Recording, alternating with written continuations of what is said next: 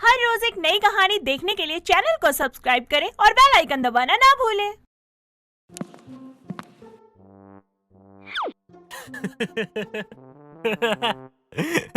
अरे वाह निशा, क्या बात है, मजा आ गया तुम्हें देखकर। तुम हमेशा कहती थी ना, मैं दूध से नहाती हूँ, मैं दूध से नहाती हूँ।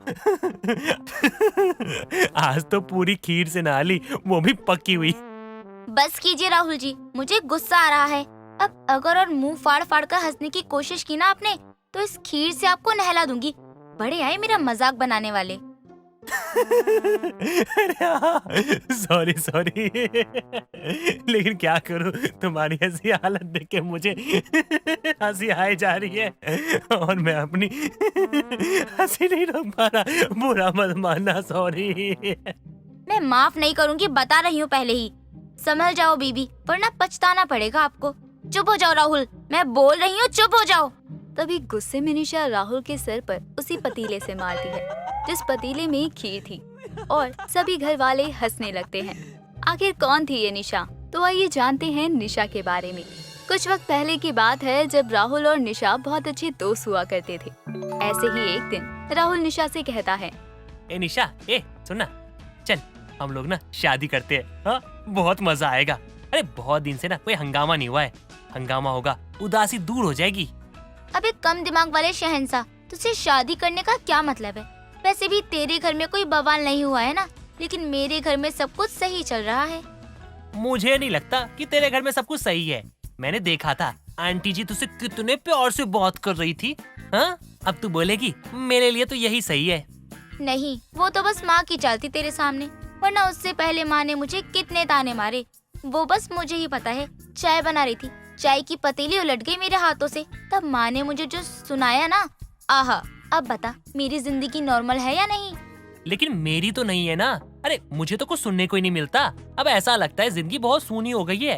अरे मेरे तो पापा पहले डांटते थे, मारते थे, अब तो कुछ बोलते तक नहीं है। लाइफ में किक नहीं रही यार, मजा नहीं आ रहा। अच्छा, तो तू अब अपनी लाइफ में किक लाने के लिए अब मेरी जिंदगी खराब करेगा। तेरे घर वाले तेरे साथ साथ मुझे भी ताना मारेंगे। ना बाबा ना, मुझे नहीं करनी तुझसे शादी। अब यार आज शादी करके आ जाना मेरे घर, हाँ, और शाम को अपने घर चली जाइयो। अरे मुझे बस अपने घर वालों को डराना है, मजा आएगा। अरे सच में शादी नहीं कर रहा मैं तुझसे। ओह, अच्छी बात है, मैं बच गई। अगर तेरे साथ मेरी शादी हो गई ना, तो हमारे बच्चे चेस बोर्ड की तरह होते, मतलब चितकबरे की तरह। पागल वागल हो गई है क्या तू? हाँ, कौन सा गाजा फूकती है तू? अरे बच्चे कहाँ ऐसे होते हैं, और हम अगर शादी करते हैं तो हमारे बच्चे चितकबरे जैसे होंगे। अरे पागल वागल हो गई है क्या? ऐसे थोड़ी होता है, ऐसे क्यों होंगे? तू सांवला है और मैं गोरी, इसलिए हमारे बच्चे चितकबरे ही होंगे ना, इसीलिए मुझे नहीं करनी तुझसे शादी। अपनी दोस्ती के लिए निशा राहुल की माँ और पिताजी को तंग करने के लिए मान जाती है और घर के कपड़ों में दोनों छोटी शादी कर राहुल के घर आते हैं, जहाँ राहुल की माँ और निशा की माँ दोनों बातें कर रही थी। तभी राहुल कहता है, माँ देखो मैं आ गया, और देखो मैं आपके लिए किसको लेकर आया हूँ। ये क्या है राहुल? निशा ऐसे क्यों आई हमारे घर? निशा बेटा, ये सब क्या हो रहा है? माँ, मैंने और निशा ने शादी कर ली है, हमें आशीर्वाद दीजिए माँ। और माँ, मैं आपको बता दूं, निशा आपकी बहू है और हम दोनों एक दूसरे से बहुत प्यार करते हैं। अरे करम चले, बेवकूफ, दिमाग है या नहीं तेरे अंदर?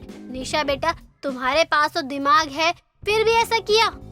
अरे सुनीता बहन, इसके पास तो रत्ती भर दिमाग नहीं है। आपको क्या लगता है कि अगर इसके पास दिमाग होता तो क्या ये ऐसा काम करते? कभी नहीं। ये बात तो अब आपने बिल्कुल सही कही। अब तो मुझे इन दोनों पर ही बराबर की नजर रखनी पड़ेगी। अरे बेवकूफो, तुम दोनों को अगर शादी करनी ही थी तो कुछ ढंग के कपड़े पहनकर कर लेते। ऐसे कपड़ों में कौन शादी करता है भला? और निशा, तूने तो जरा सा भी मेकअप नहीं किया। कितने सपने थे मेरे कि शादी के दिन मेरी बेटी बहुत सुंदर लगेगी, लेकिन तुम दोनों तो जंगलियों की तरह शादी करके आ गए।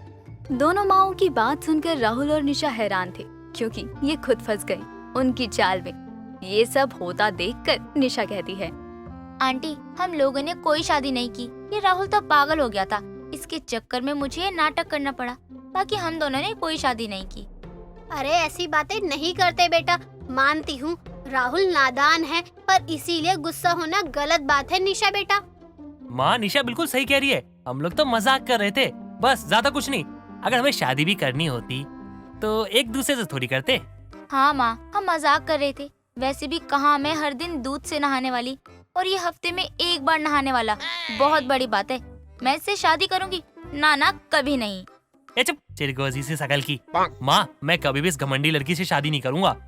अरे अरे, करने की बात तो दूर की रह गई, मैं तो सोच भी नहीं सकता। लेकिन हमने तो सब कुछ सोच लिया। क्या मतलब है आप दोनों का? आखिर बोलना क्या चाहती हो आप लोग? हमें तो कुछ भी समझ नहीं आ रहा। हाँ, मुझे भी कुछ समझ नहीं आ रहा। आप लोगों के दिमाग में आखिर चल क्या रहा है? साफ साफ बता दो मुझे।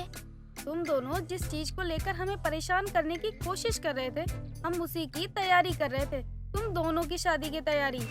अपनी शादी की बात सुनकर दोनों हैरान रह जाते हैं और एक दूसरे को देखते रहते हैं। ऐसे ही कुछ दिन गुजर जाते हैं और अब राहुल निशा से मिलने जा रहा था। तभी सुनीता राहुल से कहती है, मेरे बच्चे कहाँ जाने की तैयारी कर रहे हैं, जरा मुझे भी बता सकते हैं? अरे माँ, आप चिंता क्यों करती हो यार? मैं कहीं भागने वाला नहीं हूँ। मैं तो बस निशा से मिलने जा रहा था। अरे मेरे बच्चे, मुझे मालूम है तुम कहीं भी भागकर नहीं जाओगे। कहीं जाने के लिए पैसे की जरूरत भी होती है मेरे बेटे, जो कि तुम्हारे पास तो है नहीं। वैसे मुझे ये कहना था कि अब दोनों जरा कम मिलो। क्यों माँ? अब उसकी शादी हो रही है तो उसमें मेरी क्या गलती है? कम अकल के लड़के, शादी तो तेरी इसी के साथ होगी ना, इसीलिए अब तो इससे नहीं मिल सकता। कुछ रस्में होती है जो निभानी होती है। लेकिन माँ, उसे मिलके बहुत जरूरी बात बतानी है उसको। अगर नहीं बताया तो बाद में गुस्सा करेगी वो डायन। नहीं बोला ना तो बस बात खत्म। जाओ अब अंदर जाओ, स्मार्ट बनने की कोशिश मत करो। अरे यार, ये क्या हो गया? अगर मैंने निशा से बात नहीं की तो सच में हम दोनों की शादी हो जाएगी। हे भगवान, अब आप ही सहारा हो हम दोनों का। जरा धीरे बोलो बेटा, यहाँ तक तेरे मन की बात सुनाई दे रही है मुझे। कुछ दिनों बाद राहुल और निशा की शादी हो जाती है और निशा की विदाई होने से पहले, देख निशा, जैसा तू यहाँ करती थी वैसा अपने ससुराल में बिल्कुल मत करना, वरना तेरी सास तुझे बहुत ताना मारेगी। ताना ही तो मारेंगी ना, मारने दो। आप भी तो मारती थी, अब वो मार लेंगी तो कौन सा पहाड़ टूट जाएगा। यहाँ भी सुनते थे, वहाँ भी सुन लेंगे। अरे वाह, क्या बात करती है तू, लेकिन समझदारी वाली बात बिल्कुल नहीं करेगी। अरे जा अपने ससुराल, कम से कम यही बोल देती कि हाँ माँ, मैं कर लूंगी अच्छे से काम। क्या हुआ बहन जी, मेरी बहू ने कुछ कह दिया क्या जो आप बड़े प्यार से पेश आ रही हैं?